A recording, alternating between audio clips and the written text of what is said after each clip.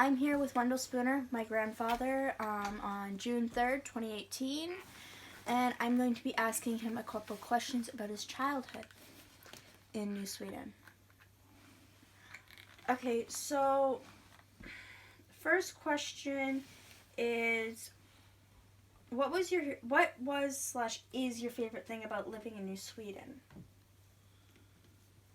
Well, I went to Sunday school in New Sweden, so I knew a lot of the children my age, and it was my grandfather's hometown, which I've always been proud of, and I just liked living here. Okay. What was school like? School, well, when we moved to New Sweden, I started school at the Capital School, grade 4, and we went there until Christmas vacation week.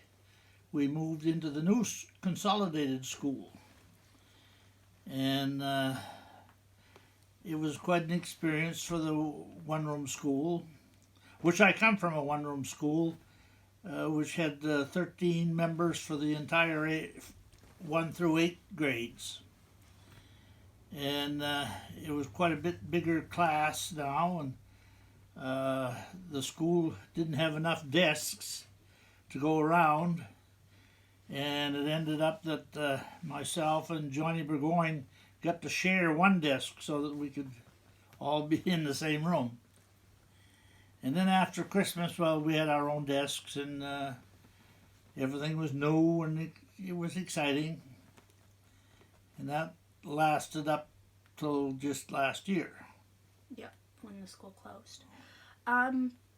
What was the most memorable story from your childhood Well, that you would be willing to share? perhaps the drowning incident at Square Lake in 1947, when my grandfather and my brother and 3 cousins all drowned, and one of my uncles survived the tragedy, and that was talked about almost every year, what a tragedy it was, and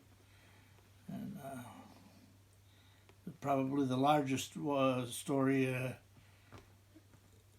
in my youth days.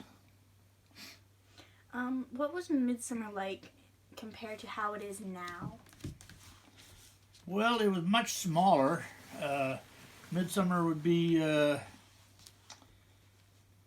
Saturday night. We would gather at the Lutheran church. The town band would play, and then they'd have a service inside, and they had the speakers on so it could be heard outside as well. And they always had a guest speaker who talked, and then there was they sold watermelon and hot dogs, and had some games for the children to play and whatnot. And then on Sunday, they gathered at the park in the afternoon, and there it was mainly for the adults. And the farmers would all gather and talk about their cattle and their crops, and the women their cooking and sewing, etc. And they'd have coffee in the afternoon, and more social. Okay. How many siblings do you have? Well, my brother, as I said, drowned in 1947. He was 12 years old. And now I have 2 sisters living, Bernice Randolph and Lois Anderson.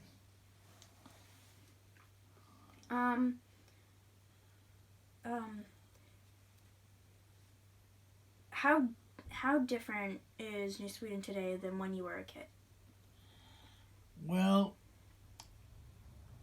transportation wasn't quite as available back then, when I was growing up, we had, let's see, I think there was 4 general stores in town, and you could get almost anything you needed right locally, clothes and especially work clothes, and your food that you needed to buy. Of course, we didn't buy as much. We had our own milk and eggs and meat, and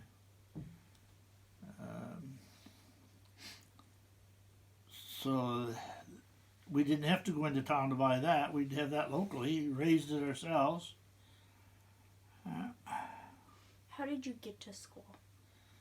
Well, living right across the road from the school, well, I'll back up and say that in the first 3 grades, we had a panel truck that had a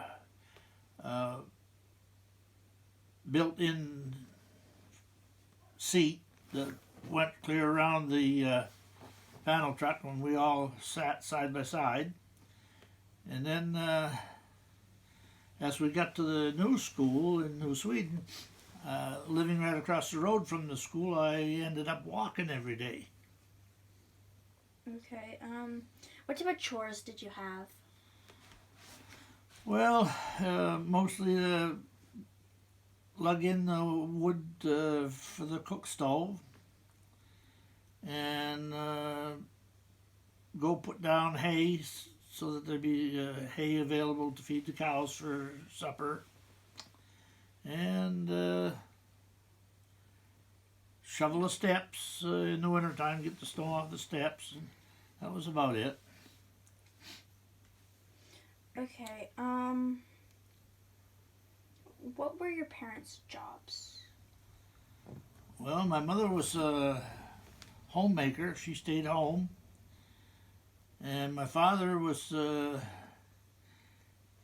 he farmed up until 1947. Then he went to work for the town of New Sweden as a janitor and bus driver of the new school. Okay. What is the number one thing that you wanted / wished you had as a kid? Probably a pony. Okay, and is there any other stories that you'd wish to share? Oh.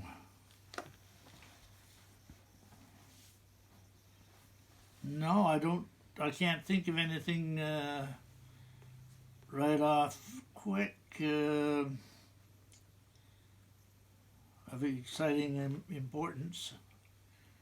I've had a good life. Been married 52 years. Raised 1 son. And I think that was a pretty good life. Okay. And you're perfectly fine with me posting this to YouTube, correct? Correct. Okay. Thank you very much, Grampy. You're welcome.